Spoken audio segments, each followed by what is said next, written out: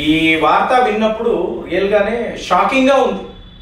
అంటే భారత్లో ఉండే ఆర్థిక మేధావులు వీళ్ళు ఏం ఆలోచిస్తున్నారో తెలియదు, కానీ ఈ విషయాన్ని ఎవ్వరూ కూడా నెగ్లెక్ట్ అయితే చేయలేరండి. ఎందుకు ఇలా చెప్తున్నానంటే, మన జీడిపి ప్రస్తుతం అంటే సెకండ్ క్వార్టర్, అంటే ఏప్రిల్ నుంచి జూన్ అనేది క్వార్టర్ 1, అంటే మన ఫైనాన్షియల్ ఇయర్లో మీకు ఫస్ట్ పార్ట్.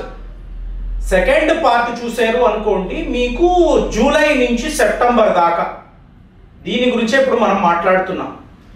8.2% మన జీడిపి అని చెప్పారు. ఏముందిలేండి 8.2 అని మనం అనుకోవచ్చు. ఎందుకంటే భారతీయులకు ఈ సెల్ఫ్ ఎస్టీమ్ అనేది పెద్దగా ఉండదండి, పెద్దగా ఆలోచించలేదు. ఇప్పుడు నాకు విదేశాల్లో నుంచి మిత్రులు ఫోన్ చేస్తారు, ఎందుకండి మోదీ ఇంకా ఈ దేశాన్ని పరిపాలించడము, వేస్ట్ కదా, ఈయన రిజైన్ చేసేవచ్చు కదా.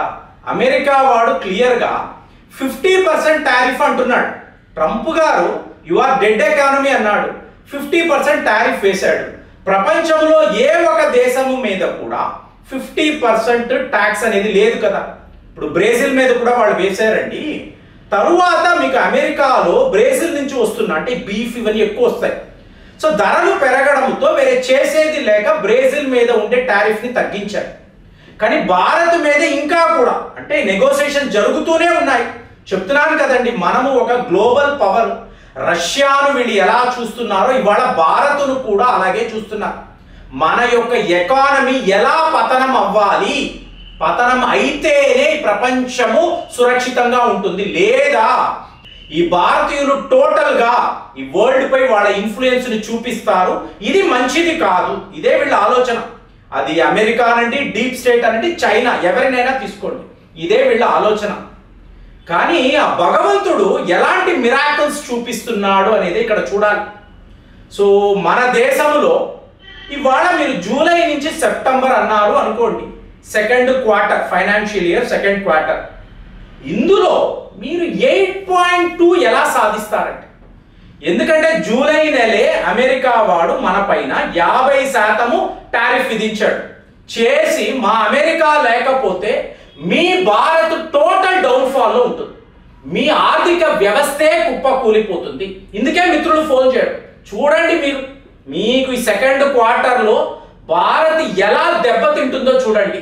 ఇదంతా కూడా మోదీ పాపమే. సో మరి ఇవాళ మీరు 8.2 జీడిపిని ఎలా సాధించారండి? చెప్తున్నా కదా, మనకు మామూలుగా ఉండొచ్చు, ఇదే ఒక అమెరికా అనండి, చైనా అనండి, వాళ్ళ ఆర్థిక వ్యవస్థ మీకు అయోమయంలో ఉన్నారు, డైలమాలో ఉన్నారు. ఇది ఏమిటి, ఈ మిరాకిల్ ఎలా వీళ్ళు చేస్తున్నారు? నిజంగా నాకైతే ఐడియా లేదు. ఇంతంత జీడిపి గ్రోత్ రేట్ మీరు ఎలా చూపించగలుగుతున్నారు?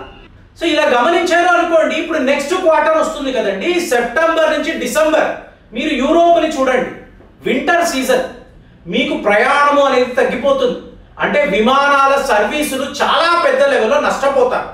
అలాగే మీకు యూరోప్ అంతా కూడా ఈ సముద్రాలంతా గడ్డగట్టడం మొదలవుతాయి. డిసెంబర్ వచ్చే నాటికి అక్కడంతా కూడా మీకు ఈ కార్గో షిప్స్ అనేవి మీకు సరిగ్గా అటు ఇటు వెళ్ళలేవు. సో తీవ్ర స్థాయిలో వీళ్ళు ఒక క్రైసిస్ లో ఉంటారు, ముఖ్యంగా ఎనర్జీ క్రైసిస్.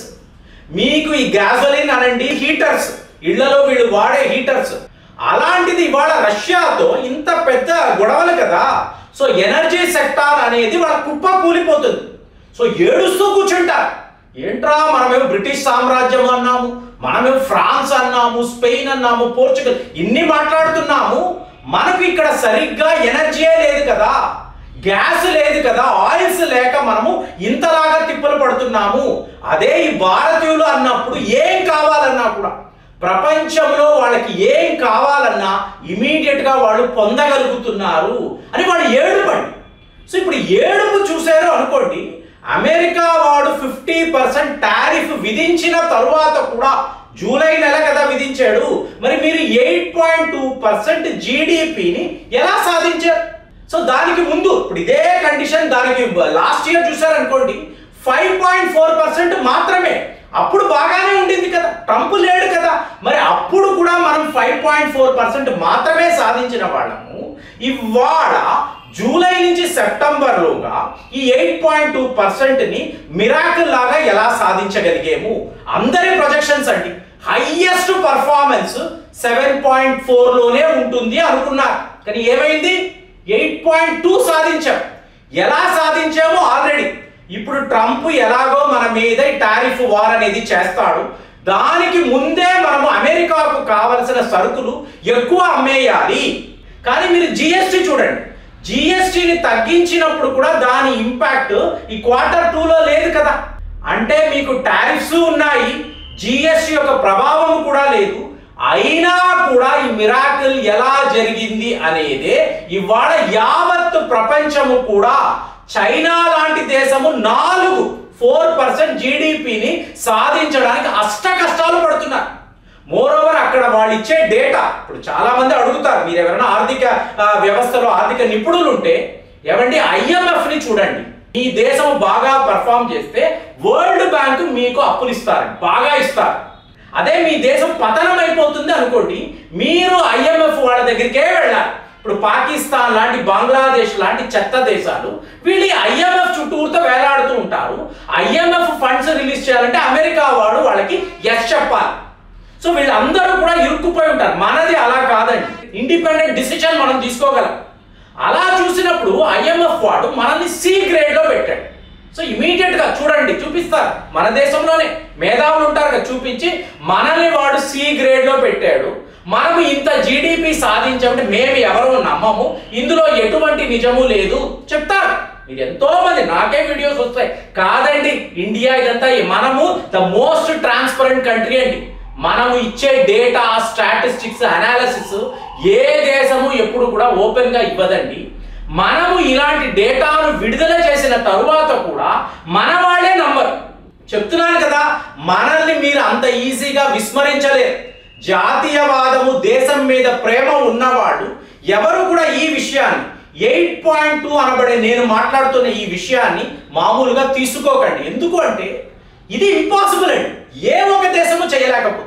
అమెరికా మీకు హైయెస్ట్ జీడిపి కదా, సెకండ్ చైనా కదా, వాళ్ళని చూడండి. అమెరికా 2 పాయింట్స్ రీచ్ అవ్వడానికి, 2% జీడిపి రీచ్ అవ్వడానికి ఏమి చేయలేకపోతున్నారు. చైనా వాడి పరిస్థితి కూడా ఇదే. ఇక తక్కిన దేశాలను పక్కన పెట్టండి, మెయిన్ 3 కంట్రీస్ అన్నప్పుడు మన యొక్క పర్ఫార్మెన్స్ ఒక మిరాకిల్ లాగా, ఒక మిస్టరీ లాగా ఉంది. అలాంటప్పుడు మీరు IMF యొక్క డేటాను చూడండి, రిపోర్ట్ని చూడండి. ఎక్కడ చూసినా చైనా మనకన్నా చాలా చాలా అడ్వాన్స్డ్ కంట్రీ కదా, కానీ చైనా కూడా మీకు C గ్రేడ్లోనే ఉంటుంది.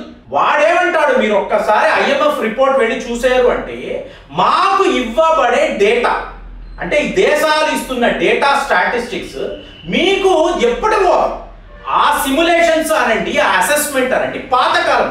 ఇవాళ మీకు మోడర్న్ ట్రెండ్లో మనం ఉన్నాము. దానికి తగ్గట్టుగా మీరు డేటా ఇవ్వగలిగితే, అనాలిసిస్ చేయగలిగితే అప్పుడు మేము కరెక్ట్ అయిన రిపోర్ట్ ఇవ్వగలము.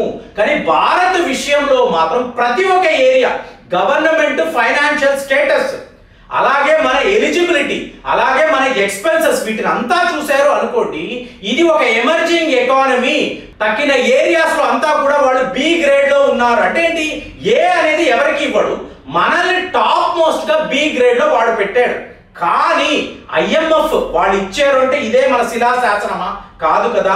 ఈ రోజు మనము మన పర్ఫార్మెన్స్, మన ఎక్స్పోర్ట్స్ చూసుకున్నారు అనుకోండి, ఏ ఒక దేశము కూడా మనల్ని ప్రశ్నించలేరు, అడగలేరు. అలాంటి ఒక జీడిపి, అంటే we have the best of the best negotiations అండి. మనము క్లియర్ గా ఒక దేశంతో కూర్చొని ఇలాంటి పర్ఫార్మెన్స్ నా దగ్గర ఉంది, సో ఈ స్థాయిలో మా ఆర్థిక వ్యవస్థ ఉంది, మా స్టాక్ మార్కెట్ ఇలా పర్ఫామ్ చేస్తుంది, మీరు ఎవరైనా కూడా మాతో కూర్చొని మాట్లాడాలి అంటే మాదే సేయింగ్ అని చెప్పి మనం చెప్పగలము.